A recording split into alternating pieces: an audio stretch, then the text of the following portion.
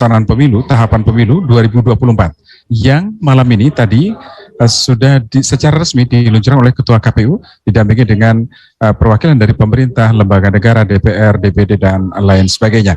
Dan mendengar saat ini saya sudah bersama dengan salah seorang komisioner KPU, Mas Agus Melas. Kita ingin tahu apa langkah KPU selanjutnya setelah Rakornas dilakukan bersama seluruh KPU provinsi dan sekarang peluncuran tahapan pemilu sudah dilakukan. Saya langsung sapa Mas Agus Melas, anggota KPU RI. Halo, selamat malam Mas Agus. Ya, selamat malam Mas Suryo. Baru saja kita saksikan bersama Betul. peluncuran pelaksanaan tahapan pemilu 2024. Artinya malam ini sudah mulai dilaksanakan tahapan pemilu itu. Betul. Selanjutnya apa langkah dari KPU? Ya, jadi gini, rangkaian tahapan pemilu itu kemudian kalau dijadwalkan kan memang 20 bulan selambat-lambatnya sebelum hari pemungutan suara. Nah, sekarang ini penanda bahwa KPU meluncurkan tahapan dan jadwal pelaksanaan pemilu. Jadi setelah ini kami sudah selesai lakukan Rakornas, melibatkan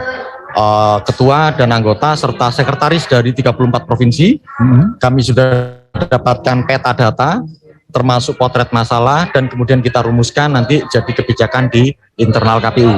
Pasca Rakornas kami akan bikin raker internal di antara tiap-tiap divisi dan kemudian segera untuk melaju ke langkah-langkah berikutnya. Misalnya, kami akan segera meminta kepada Komisi 2 dan pemerintah untuk konsultasi terkait dengan PKPU pendaftaran partai politik.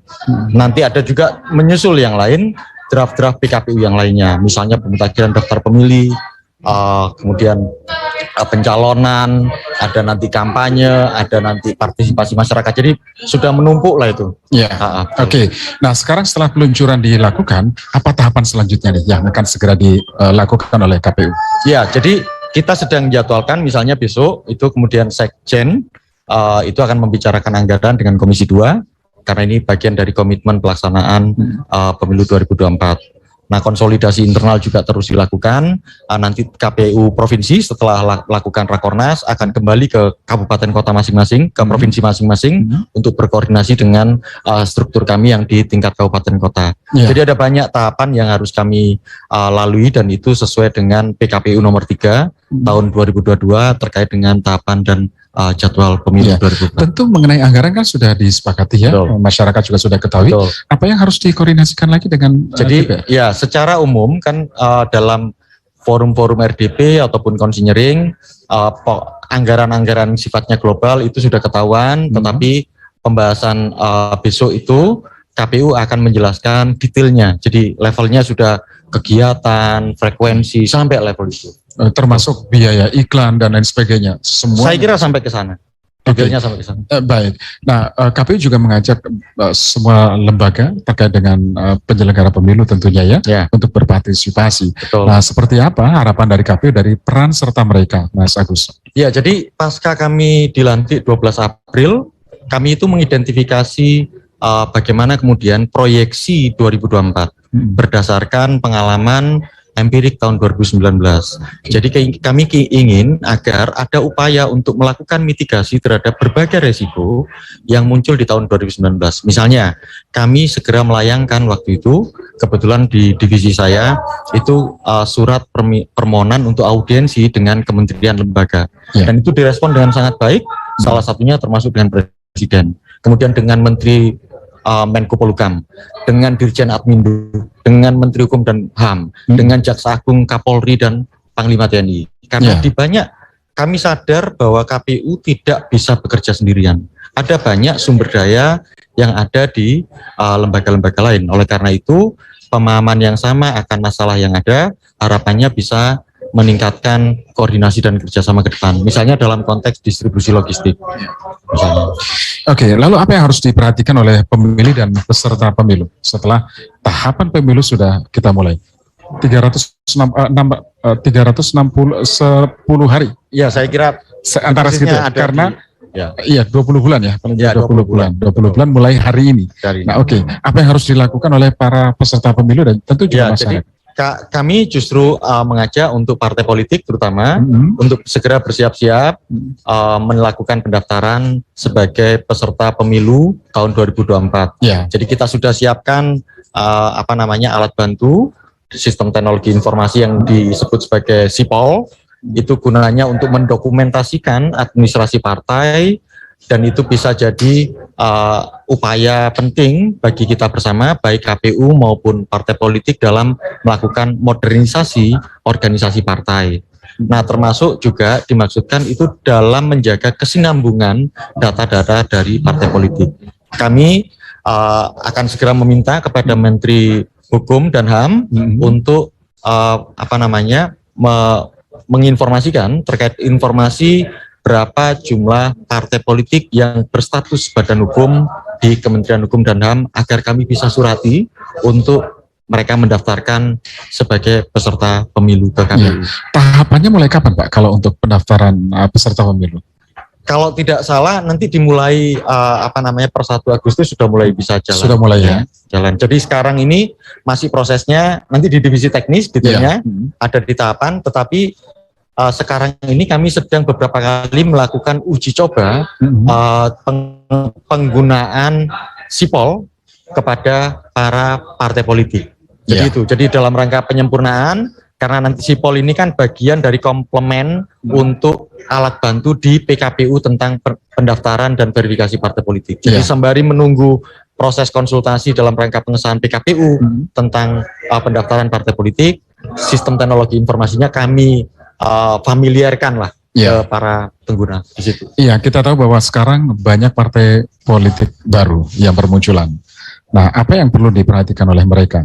Saran dari KPU. Tentu ini kan ketentuan-ketentuan yang sudah diatur di undang-undang, ada syarat segala macam, termasuk juga putusan MK terakhir yang mengklasifikasi 3 jenis partai lah di Indonesia. Ada partai politik peserta pemilu yang punya wakil di parlemen yang lolos PT 4%, ada partai politik peserta pemilu tahun 2019 yang tidak lolos ke parlemen, dan ada partai politik baru. Jadi 3 klasifikasi itu ada treatment yang berbeda di situ. Nanti terkait dengan semuanya memang secara administratif akan mendaftar ke KPU, tetapi khusus partai-partai yang memiliki kursi di DPR, lolos parliamentary threshold, tidak dilakukan verifikasi faktual. Jadi itu yang harus disiapkan, keanggotaan, struktur kepengurusan, termasuk keterwakilan perempuan dalam organisasi. Di situ. Oke, kemudian data pemilih ini yang paling krusial ya. Bagaimana nih menjelaskan ke masyarakat, karena dikhawatirkan akan data double dan lain sebagainya, Mas Agus. Betul. Jadi terkait dengan isu data pemilih itu sebenarnya justru mitigasi kami awal. Oleh karena itu justru kami itu segera pasca dilantik itu melayangkan surat permohonan audiensi dengan Dirjen Admindu, Dukcapil, Kemendagri ya? Ya, Kemendagri. Jadi kami bertemu dan kami bisa menemukan banyak kesamaan. Jadi misalnya ada komitmen bersama di kami antara KPU dengan Dirjen Dukcapil untuk menggunakan basisnya satu data, meskipun KPU juga punya data hasil pemilu terakhir dan kemudian yang coba kita mutakhiran, tetapi basis data utama adalah data yang berasal dari Admindu, dari Dukcapil.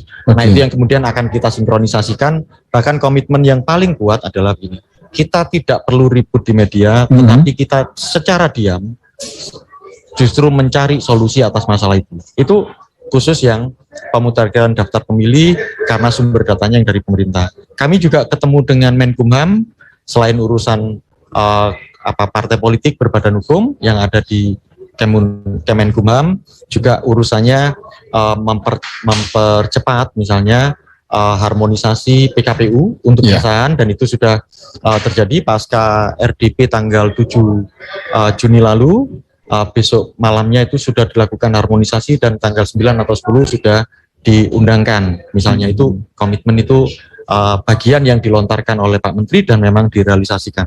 Termasuk dengan Kumham itu terkait dengan daftar pemilih khusus, terutama yang di lapas dan rutan, karena ini nanti menyangkut daftar pemilih.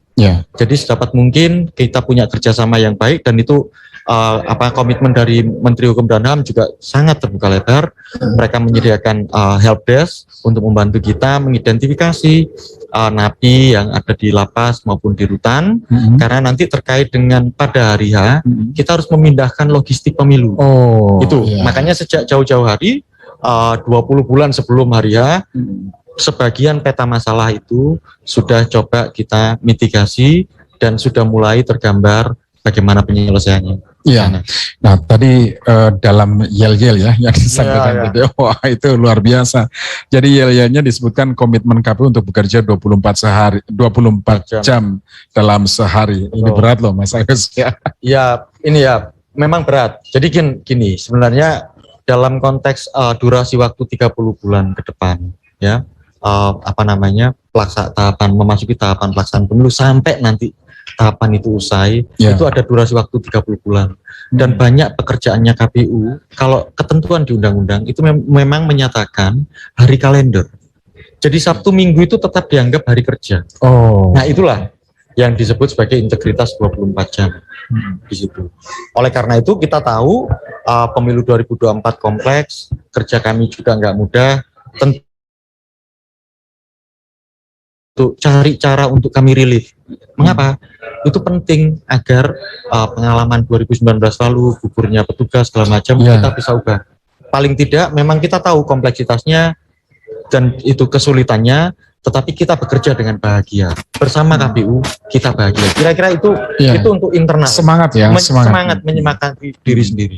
Ya artinya sudah dipikirkan formulanya seperti apa untuk kita belajar dari 2019 tadi ya. Mudah-mudahan tidak terjadi. Nah, yang penting tadi ditegaskan oleh baik Pak Mendagri Pak Tito Karnavian, kemudian Ketua DPR Bu Puan Maharani, Ketua DPD juga, Wakil Ketua DPD Pak Nono, bahwa peluncuran tahapan pemilu ini mengakhiri polemik mengenai 3 periode. Nah, sepertinya KPU gemes banget ya. Bukan gemes, kami aware itu. Kami tidak dalam pretensi untuk merespon penundaan atau tidak.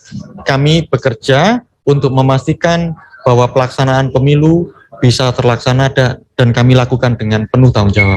Oleh karena itu, lepas dari segala polemik yang ada, kami secara diam-diam juga merumuskan secara internal draft-draft peraturan KPU, karena itu tata laksana kami bekerja ke depan. Kami juga membuat rakornas yang mengumpulkan seluruh provinsi, dan itu tidak hanya ketua dan anggota, termasuk sekretaris. Dan itu kami sudah mendapatkan banyak rumusan, dan rumusan itu nanti akan kami bawa ke rapat kerja internal, karena kami harus petakan itu di atas meja dan jadi kebijakan organisasi. Baik, terakhir nih, imbauan kepada masyarakat tentu, kemudian peserta pemilu. Nah, sekarang dengan diluncurkannya tahapan pemilu malam ini artinya KPU sudah bekerja. Malam ini KPU sudah bekerja. Kira-kira begitu ya sebagai penegasannya. Silakan, Mas Agus. Untuk seluruh masyarakat Indonesia, mau partai politik, kemudian peserta pemilu yang lain, KPU sedang penuh komitmen untuk meneguhkan bahwa pelaksanaan pemilu 2024 sedang kami persiapkan dan kami akan laksanakan dengan baik. Selamat malam. Terima kasih Mas Agus Melas, sukses terus. Jaga kesehatan, kerjanya masih cukup panjang dan berat. Oke, selamat malam. Terima kasih, selamat malam. Mas. Selamat malam. Ya, pendengar dan netizen, demikian tadi Komisioner KPU Agus Melas yang sudah menjelaskan tahapan pemilu, pasca tahapan pemilu yang baru saja diluncurkan malam ini. Saya Suryo dari Media Center KPU, selamat malam.